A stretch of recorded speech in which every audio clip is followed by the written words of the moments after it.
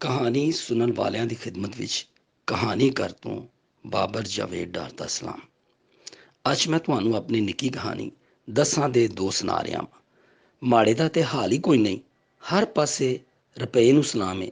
ਸਮਾਜੀ ਹਯਾਤੀ ਵੱਲ ਜਿੱਧਰ ਝਾਤੀ ਪਾਓ, ਬੰਦੇ ਮਫਾਦ, ਤਾਕਤ ਤੇ ਇਖਤਿਆਰ ਦੀ ਦਹਲੀਜ਼ ਤੇ ਗੋਡੇ ਟੇਕਦੇ ਵਹਾਲੀ ਦਿੰਦੇ ਨੇ।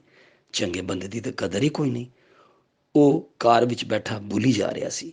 ਫੁੱਲਾਂ ਦੇ ਹਾਰ ਇਸ਼ਾਰੇ ਉੱਤੇ ਖਲੋਤੀ ਕਾਰ ਦੀ ਖਿੜਕੀ ਦੇ ਨੇੜੇ ਮੂੰਹ ਕਰਦਿਆਂ ਨਿੱਕੇ ਜਿਹੇ ਬਾਲ ਨੇ ਆਖਿਆ ਤੇ ਉਹਦੇ ਬੋਲਣ ਦਾ ਸਿਲਸਿਲਾ ਰੁਕ ਗਿਆ। ਚੱਲ ਓਏ ਖਿਸਕ ਜਾ, ਨਹੀਂ ਲੈਣੇ ਹਾਰ, ਉਹਨੇ ਆਖਿਆ ਤੇ ਦੂਜੇ ਬੰਦੇ ਮੂੰਹ ਖੋਲਿਆ।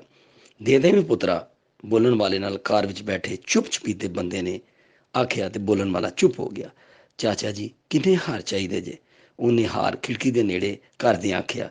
ਮੋਤੀਏ ਦੇ ਫੁੱਲਾਂ ਦੀ ਖੁਸ਼ਬੂ ਕਾਰ ਵਿੱਚ ਫੈਲ ਕੇ ਸਾਹਾਂ ਵਿੱਚ ਰਚਣ ਲੱਗ ਪਈ।